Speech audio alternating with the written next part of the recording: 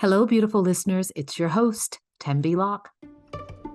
Welcome to Lifted, a podcast that pulls back the curtain on creativity, resilience, and the extraordinary moments when everything changes.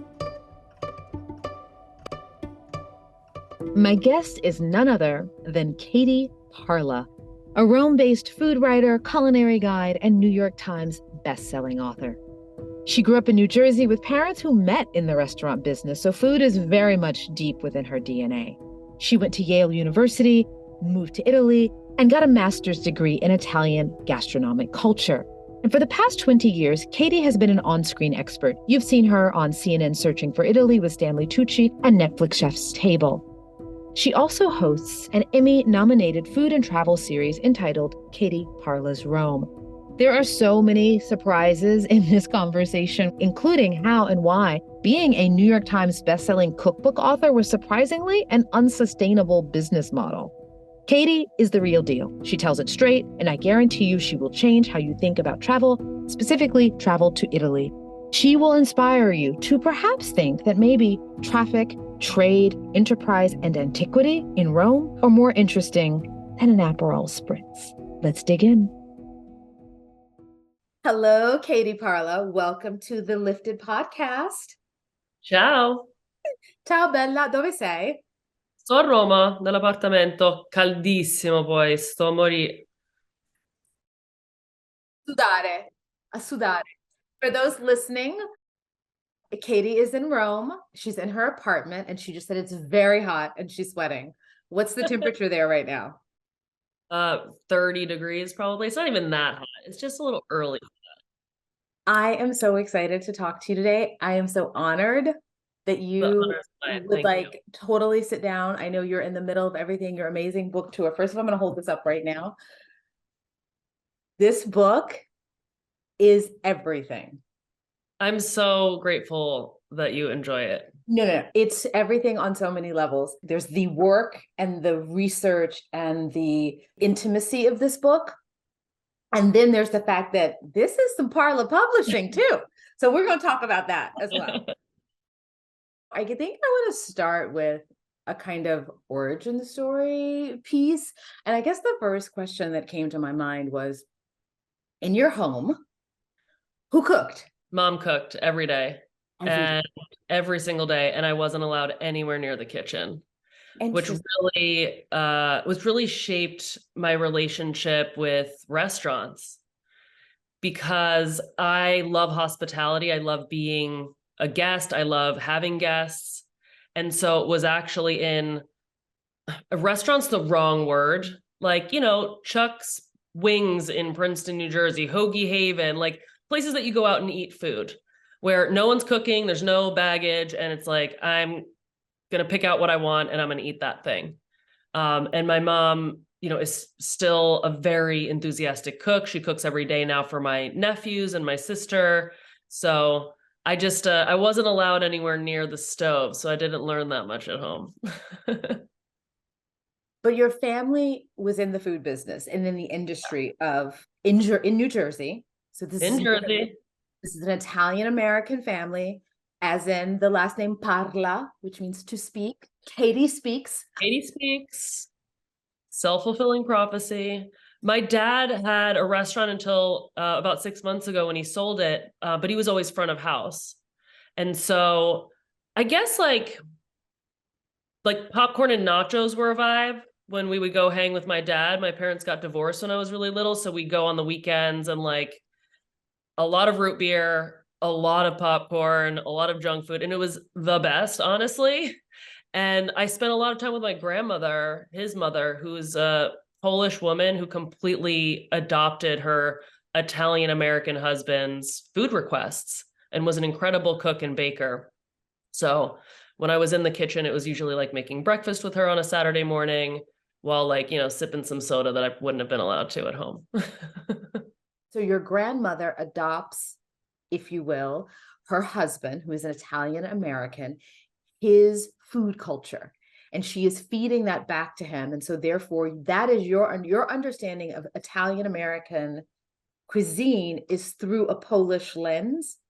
Yeah, absolutely. And I on my mom's side, my grandmother had celiac disease. And so it wasn't like she was out there like rolling sfolia all the time. On the contrary, pasta was not really such a part of the ritual. And she was also like additional generations back Italian. So I've got like great grandparents and then great great grandparents. And each generation, there's like a dilution, of course, of the Italian culture. And so I think the Italian American bond is really coming through my Polish grandmother, ironically. I know for me, I've written about food tangentially. I'm sort of a storyteller in another way, but food was the conduit through which, and having been married to a chef. But for you, was there a moment when you were like, this is the path I'm taking? Did it come in college? Did it come after college? Like, I feel like this is my calling, because it feels to me like a calling for you. You do something more than just give us recipes from Italy. That's cool. No, you're going, it is a kind of the intersection of archaeology and history and culture. And then it's capturing the loss or sort of waning art of certain processes around preservation or the acquisition or the cultivation of things. And you are holding up food traditions in Italy and translating them back to us as an American audience. Is that a fair assessment of what you do in part? That's a very generous translation of what I do. And I do it because I have a huge responsibility to the people who share their kitchens, their recipes, and their stories with me, who need a translator for an Anglophone audience who wouldn't otherwise be able to tell their stories. It's cooking and storytelling can often intersect, but at times those are different skill sets that people hold. But in terms of how I came into food, like I always was obsessed with food. I always worked in restaurants. Like my first job was at the bagel store in my town. When I went to college, I worked at a pizzeria.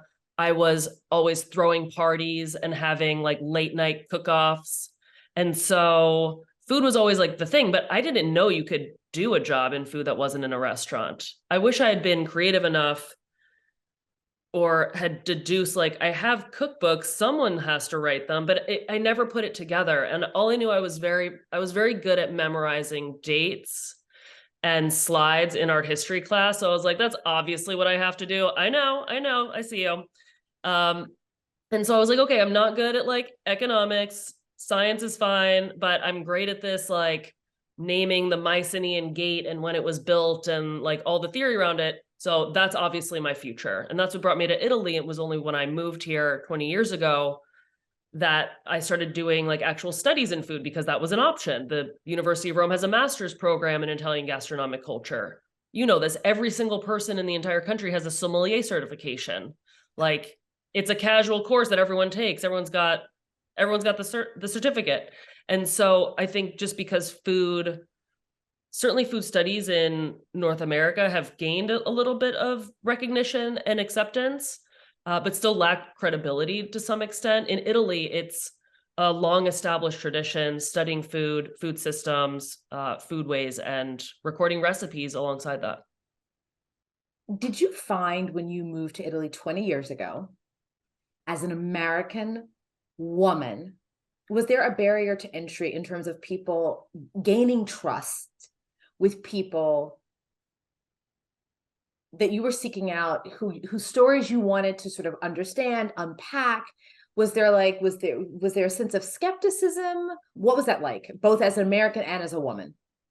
When it came to my subjects, I never encountered friction or skepticism. If I was visiting a rural trattoria in Irpinia, no one would ever dismiss me because I'm a foreign woman. Not a thing. Now, a chef in Rome who is meant to be like cosmopolitan and worldly and like have a brain and stuff could certainly be inappropriate and overstep boundaries. There's a lot of like face caressing that goes on. It's like, get your hand off of my face immediately. And then in terms of being an American or just generally a foreigner in an Italian food criticism setting, I think over time I built out like a body of work and cookbooks and things that people have grown to trust. But certainly early on when I was writing for an Italian food website and I was writing things about Italian places, I would get a lot of negative commentary. But if I was writing about a restaurant in Barcelona or a deli in New York, then people were like, oh my God, you're amazing. So there was a skepticism about my ability to interpret the culture that I had chosen and also studied professionally. And like it was sort of assumed, like, I'm no expert on New York delis. I like them. I can tell you some stuff about them, but that shouldn't be where people are trusting my judgment and advice.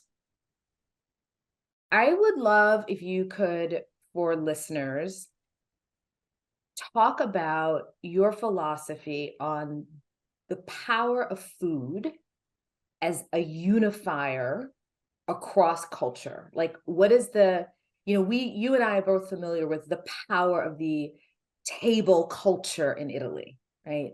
It was one of the first things as an American when I was studying in Italy and living with an Italian family. I was like, holy moly, like the table culture within, I thought maybe that's just this one particular family. And of course, over time, I realized, no, the table, it's sacrosanct, being here and what we do at the table, how we converse, how the meals come out, what courses. And I feel as though that at the table, so much culture is transmitted generation to generation in a way that we don't quite have here in the States. That's my assessment. I'm curious to hear your thoughts. Yeah, I mean, you encounter people at the table here in so many different ways. It can be in a traditional family setting. I live in Rome, where a lot of people here are not from here, and so they're only engaging with their family at holidays. And thank God I've been invited to so many Easters and so many Ferragosto feasts to see that interaction happen when families have to pack in all of their like communication, affection, anger, frustration into like a long 3-day weekend. Like, one of my favorite ways that people engage around the table here is actually not at no table at all, but standing up and having this convivial moment, having an affordable bite in the market in Palermo or in Pigna Secca in Naples, where you find this rare instance in which people of different backgrounds and social classes are actually interacting in a way that is profound, and people are engaging. They're talking about politics. I mean, soccer. By politics, I meant soccer. They're talking about the reflecting on the flavor of that particular arancina or that pizzetta that day. They're having a really tactile moment and sharing that with someone, a stranger often. And I think that's really beautiful. And it also allows really anyone to parachute into a moment of Italian culture without having to have that invite to a family feast or a group of friends that gathers on the weekends to share meals. What I love in what you just shared, which is something that is very hard for me, at least, to translate back to Americans, is this: people have this idea of like what Italy, an idea of Italy, let's say they're very American, sort of informed by media, by film, by all of what Italy should be, all the beautiful postcards, all the things, right? And then there's Rome, and then there's Palermo, which, I know Palermo fairly well. And when I get to Palermo, I'm like, what is actually, this is in no, I haven't seen this in film. I haven't seen this in television. And that's the real intersection of so many cultures. I know you give tours to Americans who come. Do you invite them and take them to places like this on your tours? Do you find that they are interested in that? Or are they people coming to Italy looking just for that sort of iconic, what is familiar, what has been shared with them via, media over decades? I'm sure that I've disappointed many people who have only experienced Italy through TikTok and Instagram by refusing to help them eat or drink certain things. Like I mean, I have very strong ideas about how to communicate food culture in Rome. And I hesitate to say Roman food culture because there are many cuisines here and many incarnations of dining. My tours are neighborhood immersions. So we're not just there like funneling food into our face. We're talking about the fascist era public housing development of the Trionfale district and how that informs the market space and the way that people interact with food. And yes, we're going to eat a little porchetta at the same time. But if they want to have like that porchetta over there, we're not going to have it because this is the porchetta that we're going to get. And here's why. So, yeah, I think if people have never encountered my work and don't know that I am not about that romantic stereotype, then they might be a little bummed when I tell them we're not going to have an Aperol Spritz right now. But please, I invite you to go to Padova. This year, more than any other year, there are first-time visitors. So many people have contacted me and said, I've never come to Italy. People are really transformed by the pandemic and are taking that trip that they had delayed their whole lives. And so they have the sense that they need to eat the best of everything. And I, like, in a way, I'm like, I can actually help you do that. But we're going to talk about how dangerous it is to call this the best and this the best, because that means eliminating a whole set of other stories. Exactly. And they're looking for, and that, there is that American obsession with, if I'm somewhere, as an American, I must have the best, the top. And it is such a myopic way of first of all looking at the world, and then, as you said, excluding whole other narratives. Like, well, who determines what is the best and why, and where, what white male decided. The net of what you give people is something so much richer and deeper than being able to come back stateside with bragging rights of, I had the best pizza in wherever. No, you had a different experience. And I know a deeper experience that hopefully bridges cultures in a new way, that hopefully you understand your place in the world in a different way. You understand movement and migration in a new way. That is an offering and kind of a ministry that, through food, that you're doing something so much bigger. Yeah, I would also just add, you do not have to pay me money for this information. There's tons of free stuff on my website. So you have all the Parla picks broken down into categories. I tell you where you just need to bite the bullet, let yourself get abused by the servers in order to have a special dish. Where you need to make the trek on the tram out to get a delicious bite. But, of course, I'm happy to earn a living doing tours, but I want people to have that info no matter what. So katieparla.com's got it all. Let's talk a little bit about Sicily, because in your book, Food of the Italian Islands, you're hitting all the islands. But Sicily, which of course from scratch, I have a personal relationship with. And my real sort of zone that I play in Sicily is the province of Palermo, in and around Cefalù, but going inward into the Madonia Mountains. Cerda, which is a town that literally is the carciofi, the artichoke sort of a festival, is like its whole thing. People come from all over Sicily just to have the artichokes there. I know you're not into Taormina. I could live without it.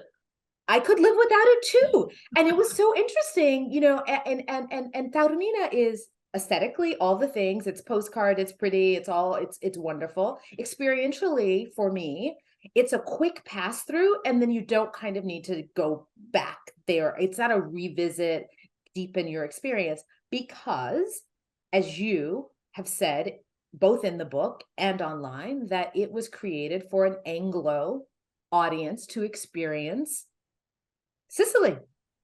No one likes it when you yuck their yum, right? So I get it. People love Taormina, but I would say pause on your love for Taormina. Go visit the rest of Sicily. It'll take several years. And then get back to me about which place feels the best to be in and which one expresses Sicilian identity. I mean, Taormina, if you go to Taormina, you can like interchange Taormina and Capri in a lot of ways. Which for me, that doesn't feel like that cool of an Italy experience, but everyone can, is free to do whatever they want. Although they should go to Palermo first. What city do you find yourself like, oh, I think I need to lean in there or go back there? There was something more I still need to understand about this place. I mean, I love Catania. It's wild, but I am obsessed with Palermo. It's freaking amazing. Like the mosaics, the intarsia marble altars, the street food, the people, the noise, the smells, the city plan, or sometimes lack thereof. Their lack thereof. There's so much energy there. There's art, there's music. Sometimes you'll see a pony running down the street for some reason. And there's just like, the sea is right. It has like all the most stimulating things. So if you thrive in like a poolside villa situation, it might not be your cup of tea. But if you need to like go and like charge yourself up with human energy, that's the spot. It's also one of the more open-minded places in Italy. As a port city, it has absorbed countless generations of migration, and Palermitani see that as a plus. They see that as a cool part of their culture and not as a negative part that has diluted the culture. So I often try to talk about the difference between coastal Sicily and the interior. Have you spent a lot of time in the interior? And if so, which towns sort of speak to you and why? I love the Entroterra. Enna and Caltanissetta are very cool. My family comes from Villa Rosa near Enna, and I think probably most of the time, like if you add up all the minutes spent there, has just been like driving through wheat fields, dodging sheep when I'm not paying enough attention on the road, and in and around Mount Etna. Those are the interior spaces that I've devoted the most time to, and they're haunted and strange at times, and like superstitious and really opaque at moments. And I really enjoy the experience of trying to like understand a place, just randomly passing by, coming in, parachuting in, trying to chat people up at the bar, have a snack, see what the place is about. But the coast is my jam.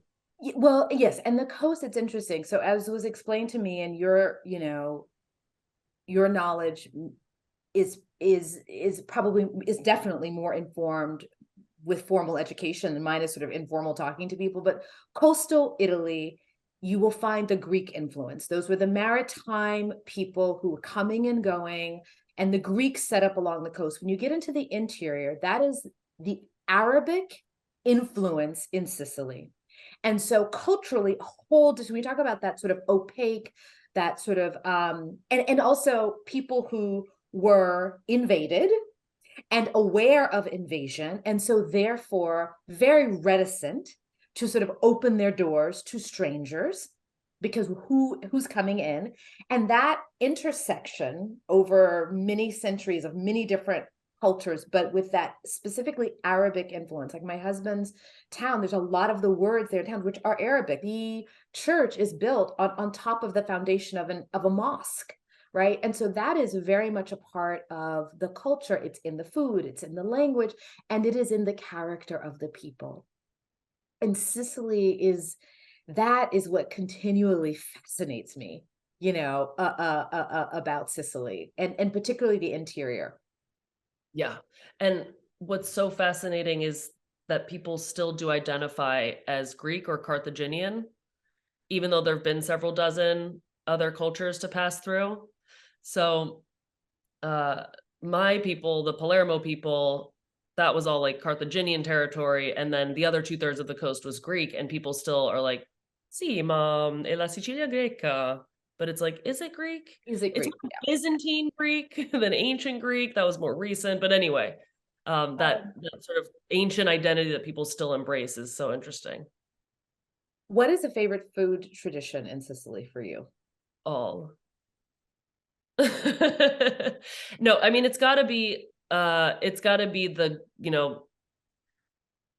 I love going to the tavola calda and having like I love eating out of aluminum containers. I hope that's not bad for me. It might be. So, but can you, just for our audience and listeners, tavolo calda, can you explain to people what that is? So it means the hot, literally the words are table, hot table. That's what it means. Like, usually they're steam tables. Sometimes there are just prepared foods in little aluminum containers, but it's a cafeteria. It's where workers go or where beachgoers go to scoop up some food because they don't have that much time or they don't have that much cash.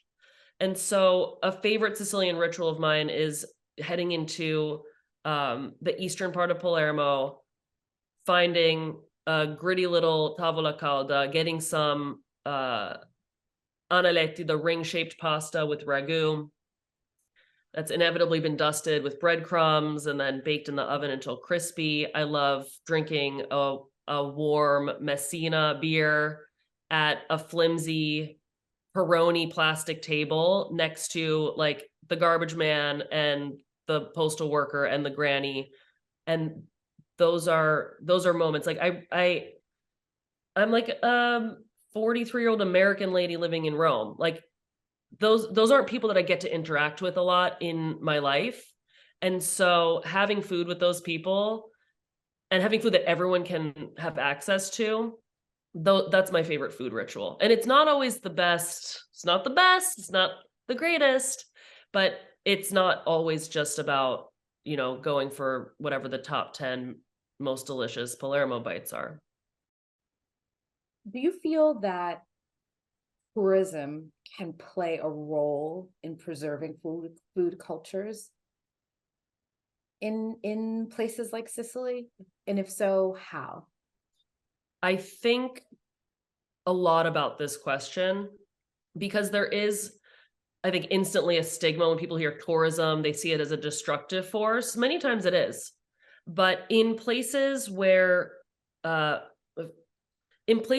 population is depleted or the population's income has been depleted by youth unemployment or financial crises, which we've had several of in the past 2 decades, people making food can't stay in business unless they have customers. So is a stall in a market going to survive if it just has the local people of that zone, or can it grow? If it's just, depending on the funds from that particular zone, can several generations or many employees get paychecks from that? And so while food is, of course, an important cultural touchstone and it's romantic, it's also a commodity and it's something that supports people and their families.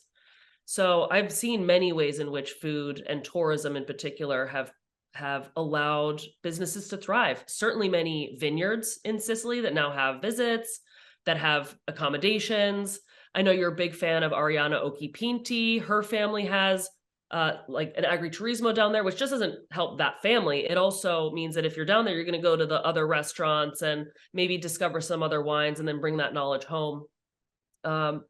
Pistachios and almonds and things that are expensive and that most Sicilians can't purchase at full price. Well, you can sell almonds to tourists and they think they're getting a deal. So I think tourism, while we have to, of course, be respectful of the full impact of it, it can 100% fuel food preservation. And it's true no matter where you go. If there are people consuming the food, especially a lost or disappearing dish, that could rescue it. And I think that's wonderful. I want to talk to you a little bit about Parla Publishing. Yeah, let's do it. Because one day I want to do a cookbook. I am not there yet. I have recipes, obviously, the back from scratch. Before you say anything else, it's my duty to tell you, writing a cookbook will ruin your life. This is why I want to talk to you. Because on the consumer end, I show up in the bookstore And there used to be a wonderful bookstore here in LA that was just dedicated to cookbooks. It was on 3rd Street, long time ago. Now there's no serving in Chinatown.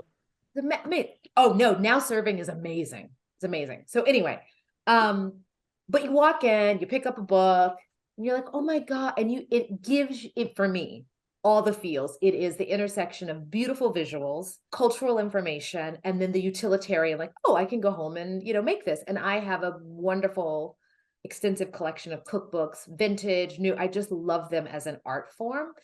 And so hearing you talk about how they're actually made and the fact that they will ruin your life, you have to, because I know there are a lot of people listening who are like, oh my God, I love cookbooks. Okay, walk us through why cookbooks ruin your life.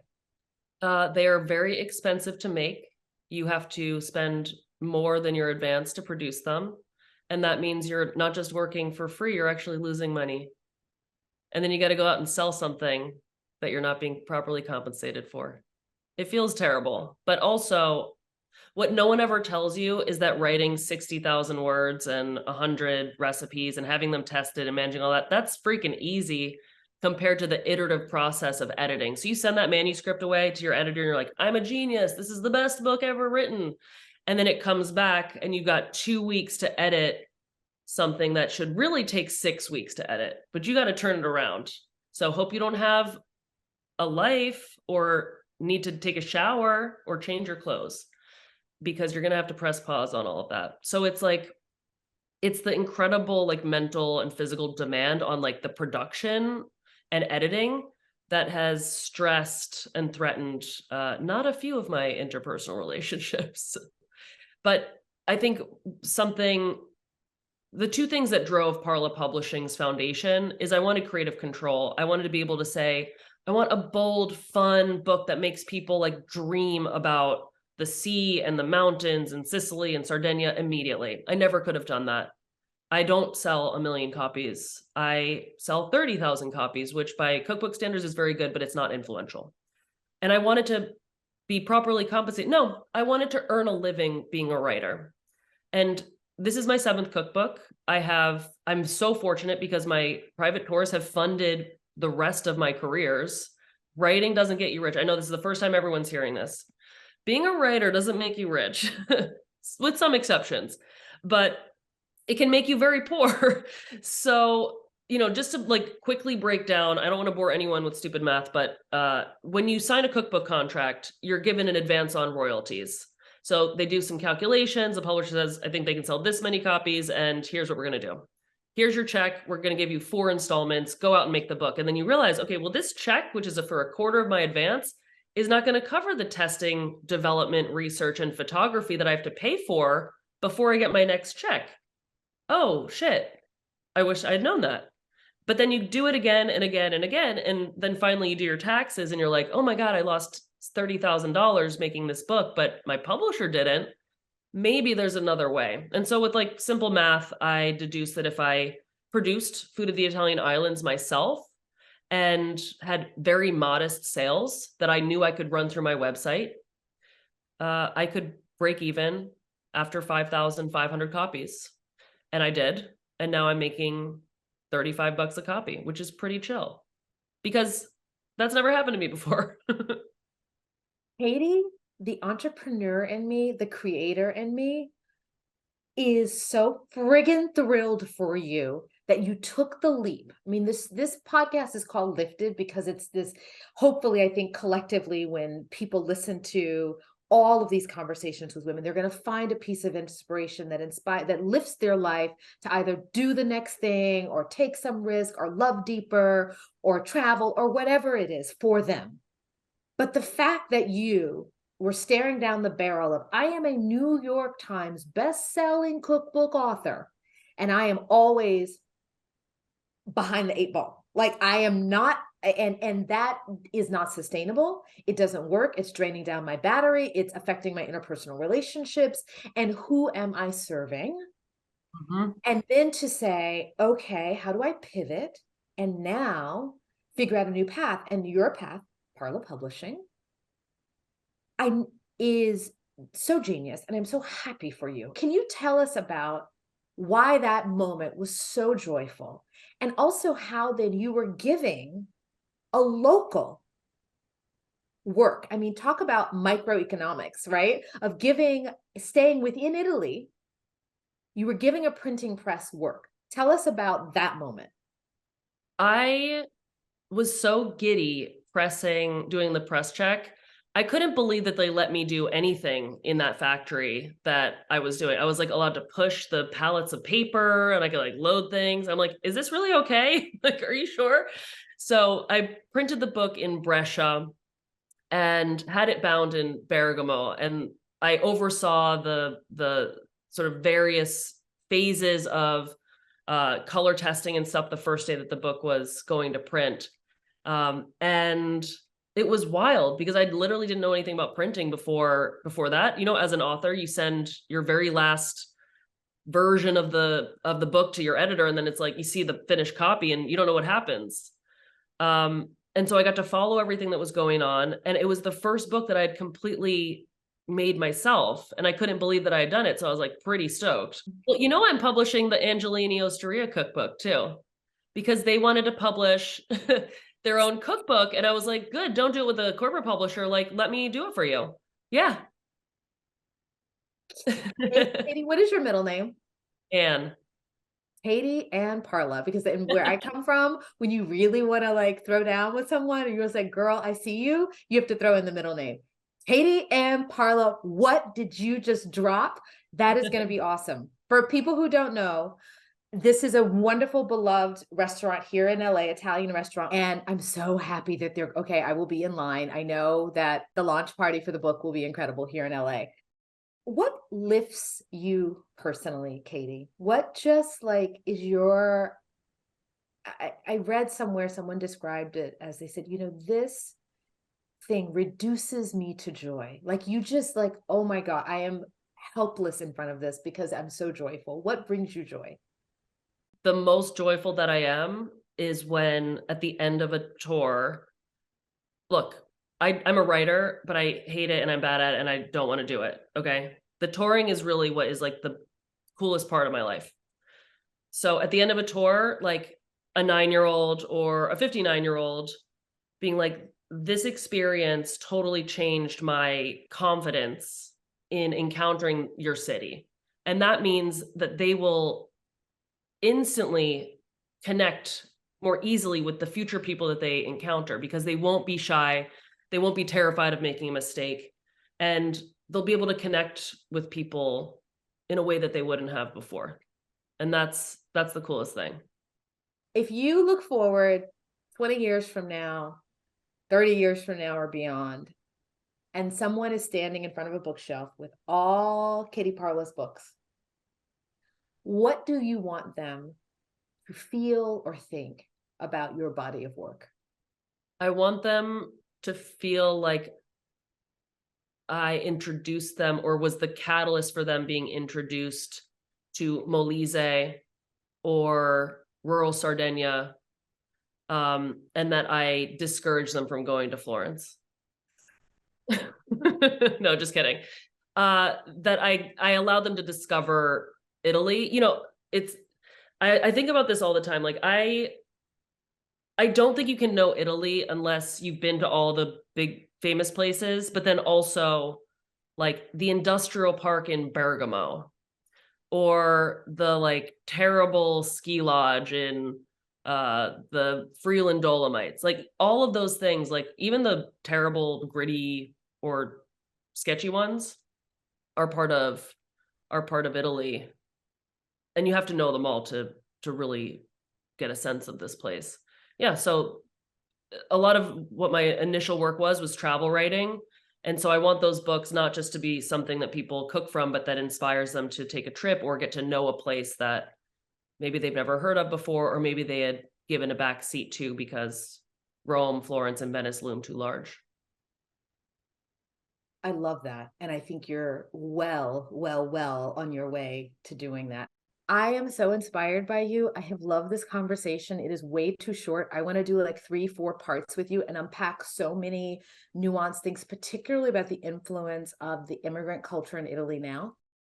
I'm so honored that you took time to chat with me and with listeners today and talk about what inspires you, what lifts you, what you're curious about, what drives you, and that we could celebrate with you. Thank you so much. Your thoughtful questions were incredible, and I'm honored to be here. So, grazie. Bellissima. Vieni a trovarmi presto.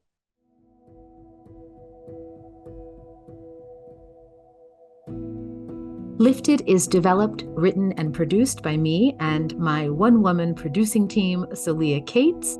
It is edited by Jamie Moss. Thank you for joining us. Stay tuned for our next inspiring episode.